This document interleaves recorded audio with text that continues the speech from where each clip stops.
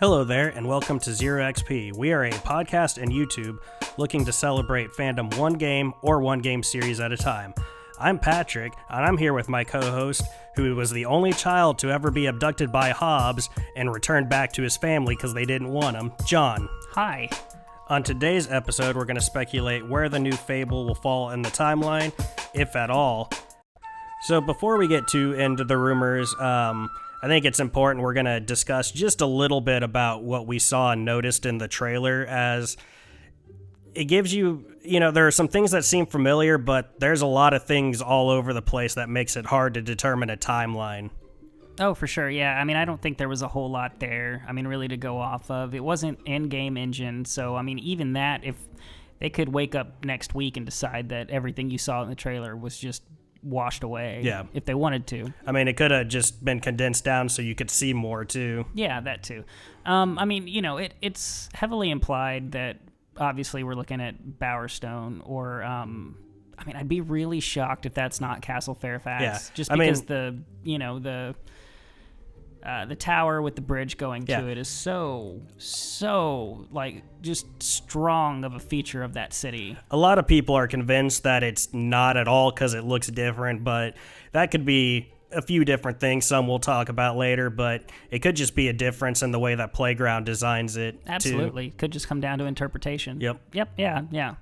Then you see what appears to be a dead hero that's been gone for a while, and it's interesting because it makes you wonder if they're trying to say that heroes are gone for the most part, or if that's just happens to be one dead hero, or exactly. Again, this is where speculation comes into play.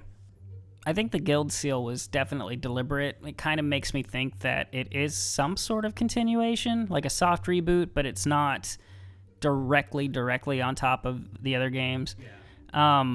But also with the skull and the bones there, so since there's not really growth on top of them, you could kind of read that as maybe this person died, within the last couple of years. Yeah.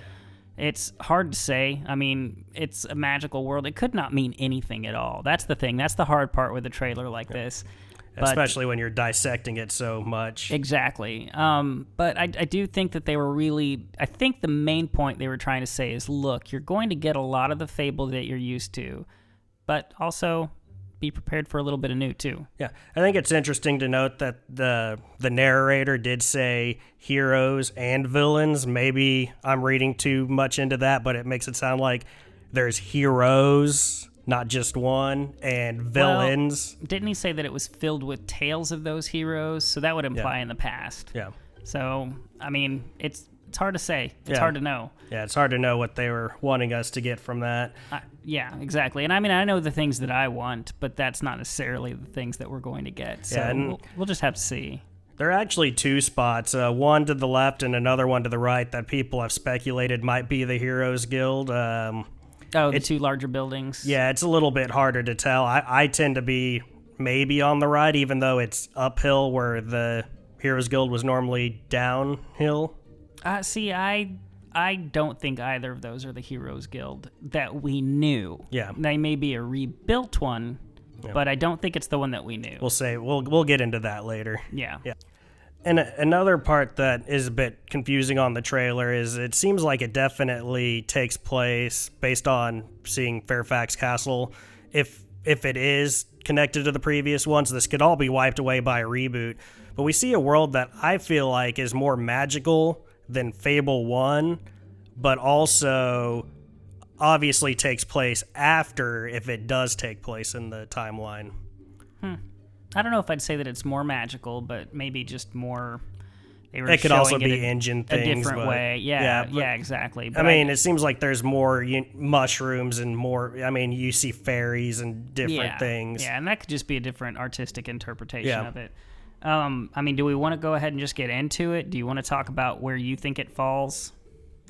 We've already done that in previous episodes, but on this one we're going to elaborate quite a bit. Yeah, we're going to go a little bit more in depth on certain details. Yeah, let's get into it. So, what do you think? Go ahead and you can go back to your buzzword. Are you still on the theory of the Betweenquel? Well, see, the thing is I think it's a reboot. I just think it is, and they're going to incorporate other elements. But if it is, it's definitely a hashtag Betweenquel. See, I actually don't think it is, personally. Yeah. And you could be right. I mean, it would make a lot of sense. There's a big time gap there. But I don't really... I don't think it is, but I think that's because I don't want it to be. If they're going to do it, it's kind of I go to Star Wars on this show probably more than I should. But it's the thing of, we know what happened between episode 1 and now episode 9. Let's just get away from that. Either go way before it or go way after. And I kind of feel the same way about Fable. I think that's why we're both fans of the reboot idea. Yeah. And, I've got some speculation on how they could reboot it. I don't know if we want to get into that yet, or if we still kind of want to talk about where it could fall. But I kind of think that if it is going to be attached to the same timeline, if it is going to be attached to the main games, I actually kind of think it may take place after everything. Yep. I'll be interested to hear that. Yeah. So let's just start there. Let's start with if it is going to take place in the actual Fable timeline, be it before, during, or after. Patrick, the reason we call it a Betweenquel is because he speculates that it's going to be between the Lost Chapters and and Fable 2 in that 500-year gap. So if that were to take place, Patrick, what do you think the appeal of that would be? I mean, there's 500 years that they could use to make multiple sequels, but also it's a way that they could incorporate Fable 1, the things that people like the Heroes Guild, because I can't remember off the top of my head if we have an exact time when the Heroes Guild fell. I guess we do, but they could, use some of that and then also use some of the things we loved from Fable 2, like Castle Fairfax. So they could blend architecture together in a way that really makes it home for fans of both games. And I agree with that. I think that's kind of where my mind goes, is you'd get a little bit of the best of both if you wanted to. Yeah. And we do know, and there's a lot of story that could be told there. I mean, if they wanted to, they could tell kind of right up to when the guild finally fell. Because the thing that you'd have to watch is you don't want to do too much crossover with the Lost Chapters because it took place so far back, and people have a certain reverence for those characters, but at the same time you could bring them in as incredibly old heroes that are still hanging on, or read about what happened to them after the fact, leading in there. Again, and it's not you could still keep around Teresa. Yeah, it's not my favorite idea for it, but I do see where there would be a lot of wiggle room, especially if they wanted to do multiple games. It would be interesting that you would get a bit of nostalgia for both games as well as a new story. Yeah. That could be a lot of fun. Yeah, it could. I just I think, like I said, I want the blank slate personally, but I do think that if they are going to put it within the timeline, that's definitely the time to do it. Yeah. I'll touch on if it's going to take place, I think it's after everything. Just because the buildings do seem a little bit more modern, at least in the trailer. Maybe Victorian age, but I don't know how much you want to carry forward with you if you're going to do that, because there was a lot of the steampunk elements that came into place with Fable 3. Not a very magical universe. Exactly. So the fact that they have magic within this makes me question with maybe they jump forward in time and something caused magic to reappear, or maybe we're seeing the beginning stages of magic coming back into the world, and by the end of the game it'll be full force. I mean, that would also be a possibility. But it's based off the trailer. I think that's the biggest question people want to know, is where does it fall? I think we all kind of agree that it's going to be a soft reboot. I would be really surprised if we have any connections beyond maybe towns, and the fact that, we're in Albion, assuming certain we're in Albion. Structures. Yes, yeah. And that could be really cool if they play around with that. If they played with, you do see something from one of the old games, and it is just torn down, broken, and it's this relic of the past, but you can still recognize it to an extent. Yeah. So there's a ton of different ways that we could reboot the game, or that they could reboot the game, not us, but that I love playing around with the speculation of how you would reboot it if you were going to reboot it. Yeah. Or even if it's just a soft reboot, which kind of is where my mind tends to go, because there are those benchmarks and tent poles, like Yeah. and the symbolism of the guild seal at the beginning of the trailer. There's definitely familiarity. Yes, yeah.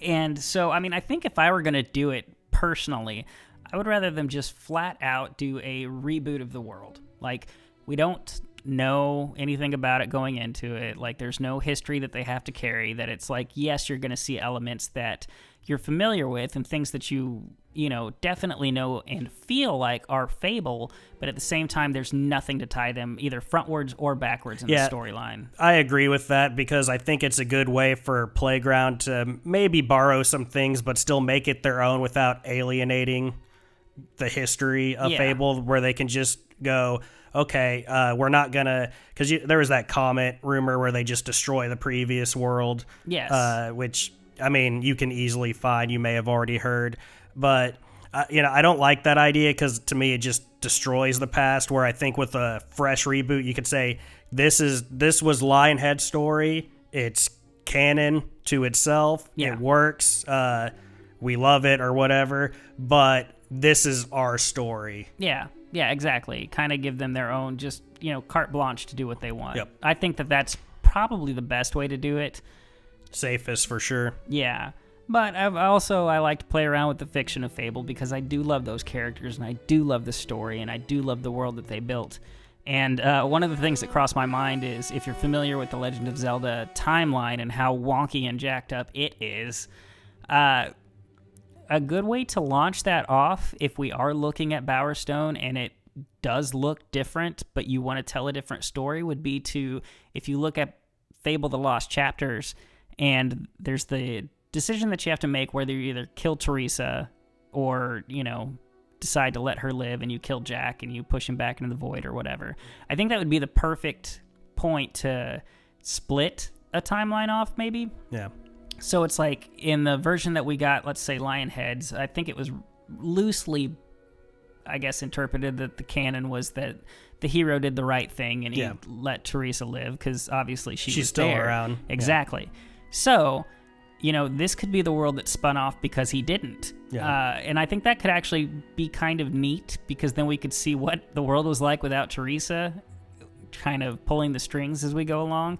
Which, I mean, it looked pretty, so I don't know, it might have been a better deal, but I think an alternate to that it could be really pretty, but we don't know what's really going on. Exactly, yeah. I mean, and that's the thing, there's so many things that they could do with that if they wanted to say, hey, everything that happened in the games before happened. Yeah. But this also happened. Yeah, completely I guess different. I'm just not a big alternate timeline fan. See, I love that stuff, but that's me. Unless it's Community. Oh, yeah. Well, see, I liked Lost. I liked, just things along those lines where it's a what if. And I love Zelda, and not to crib too much from that franchise, but it'd just be a way to reboot it, but still, do their own thing without really treading too much ground over. But that's one idea. My other idea, personally, is it's more of this would actually be a direct sequel to Fable 4, but it would still allow them to do whatever they wanted. Yep. In which, well, I guess it wouldn't be a sequel to Fable 4. It'd be a Fable to the Journey, which probably people are going to be less familiar with, just because it was tied to Kinect.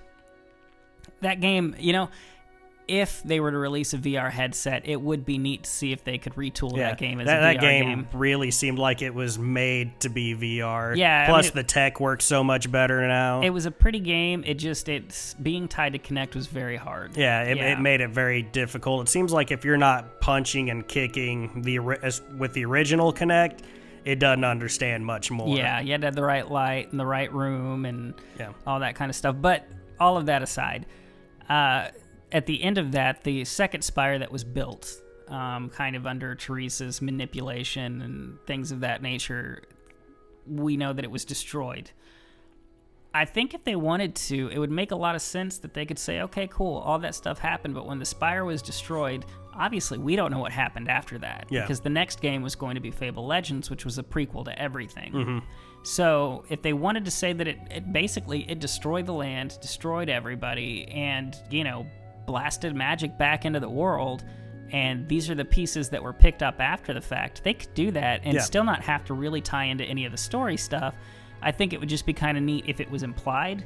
Yeah. And say if, like, Gabriel did appear, but he was this super, super old guy, so it's been a lot of time, but maybe technology is still further back from where it was in Fable 3. Yeah, further back, but I guess with all the more information they wrote down, it could have been, a lot of things could have been rebuilt faster. Just a heads up, this is probably the main reason why we made this video, is John brought it up, and I thought it was interesting, because in the Fable The Lost Chapters, you see a lot of the old kingdom relics or architecture, but it's all destroyed. Yes. I guess this could almost be the idea of what if everything was destroyed, or a lot of things were destroyed, not completely, which would explain why Castle Fairfax looks different. Maybe it was still there, but it was destroyed to an extent, but not fully, so they rebuilt it with a different look. But what if instead of just leaving the past in the past, they decided to take what they knew, the survivors, and rebuild it in a different way rather than just leaving it in crumbles? Sure, yeah. But I think you could also, it's kind of like we mentioned earlier, it would be neat to see some of those things. Like maybe that you go to where Bloodstone was, and it's a completely different town now, and while the old Bloodstone was this kind of decrepit, kind of sinful, debaucherous place, that, it is a port town, and it's great, and it's thriving, and maybe we don't get the industrial side of things, but maybe they've learned to use will and magic to do other things in the world, so it's replaced technology to kind of bring that back. Yeah, I always thought that was a way that they could do industrial, but not make it feel industrial. Yeah, not make it feel like it's really part of the world, like the real world. I think it'd be interesting because in the Fable series, will, magic, whatever you want to call it, is so combat based. Yes. I would love to see where maybe there's some people that just don't use combat. They figure out other ways to use their will. Exactly. Yeah. I mean, like, say it's like putting batteries into something. Or like an entertainer who's making these really cool objects with their will. Exactly. Yeah, I think that would be great. And that's, I mean, definitely, I would say most likely not going to be the case, but it would be something that could be done. Heroes working 9 to 5. Yeah, exactly. Not part of the guild. Not everybody's adventuring off, I think that could actually be really good. And again, this is just kind of our fun speculating. So to that regard, we would love to hear your speculation on it, whether it's on Twitter or email, through YouTube comments, whatever. I would love to hear different takes on it, because we're in the same bubble, so we're stuck with the thoughts that we come up between the two of us. So I'm sure there are so many other ways that, it could be rebooted, that it could be soft booted, that it could just be a continuation of things. And I'd love to hear the different ideas that people have, just because you never know what you're going to hear, it's going to completely change your mind and go, oh, that's the way that it should happen. Yeah, and one more thing just to add on to what you're saying. How cool would it be to maybe be able to go and see some of the old Heroes Guild? I mean, because you get to see some of them in Fable 2, the Heroes Guild ruins. Go back and see that on around a Hero Hill, but also maybe see where they took the same concept and they rebuilt it somewhere else. Yeah. Or, just in general, just things of that nature, different towns, different cities, different sites that from the game. Maybe you come across the old Balverine Order temple. That would actually be really cool for some mission ideas, is maybe there's missing information or things they want you to check out, because you're this great, powerful hero, and you go back to like an old place and bring it to the new place. Yeah. And maybe areas change based on those things you bring back over time. The things that you decide that are important versus aren't important. Yep. Yeah, I would totally be down for things like that. And at the same time, again, if they don't want to do anything that ties it to the old games, I'm perfectly okay with that too. My things that I truly don't want is I don't want it to move any more modern than it already was. I think it had personally stepped a little too far in that direction already. It definitely did. And I want it to take a step, I guess, sideways into a more back to the roots of it, where it's meant to be a fable, a story, a dark fairy tale world, and not so modern, and not really touch too much into what I consider like the fantasy tropes. Because I think that's one of the things that made it really unique was the, kind of Brothers Grimm-esque influence on the original game. Yeah, I mean, it definitely jumped forward way too fast. It's not even as much that I have an issue with it jumping forward, even though I didn't like it. It did it so fast. Yes. 3 games? Yeah. I mean, maybe if you were 10 games down the line, it's like we need to figure out how to innovate because it is getting a little stale. But 3 games in 550 years, and even that Fable 2 to Fable 3 was a very big evolvement from 50 years, I would say. Yeah, which lined up to a lot of extent as far as like a timeline goes, and I still get why they were doing that. I mean, Albion was supposed to be, England, so they were trying to follow those kind of key moments, but I think that it kind of lost what people really loved about it along the way. And again, I'm not dogging Fable 3 or Fable 2. I think Fable 2 is probably the most well-rounded game in the series, and then Fable 3 had some things, and not only is it a beautiful game, but they did some things in that I really did love, but there were just things that I think they could have done differently. I think Fable 3 had the best sense of humor. Yes. Oh, yeah. I mean, I bring it up actually quite often. 2 of my favorite missions in the entire series are the play and the game. Yeah, the game. Yeah. I think the game is at the top or near the top of every Fable fan's list. Yeah. Well, it was so tongue in cheek, and and it made fun of itself. Exactly. In a lot of ways. Well, yeah. I mean, it made reference to what kind of enemy goes down in one shot. Yeah. Yeah. I mean, it's beautiful. It was just done so well. And that's where they really got things good. I'm hoping that Playground can really look at everything as a whole. I mean, I don't know what's better. I really don't. I try not to read too much on other people's opinions concerning Fable, only because, now I say that as professional things that you look at or YouTube videos. Like I said, from the community base, I'd love to hear your thoughts. But I tried, before we go into recording specifically, not to read what other people are thinking because I don't want it to influence my thoughts. So I don't know influence our thoughts or feel like we can't say something that we were already thinking because it seems like we're copying. Exactly. So, I don't know where Playground goes with that. I mean, I think obviously they've had to play the games in the past. The games. They've had to have.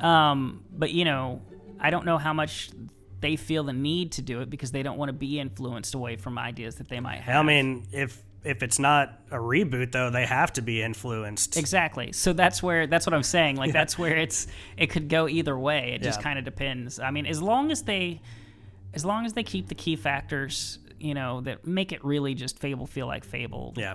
Albion feel like Albion. Yeah.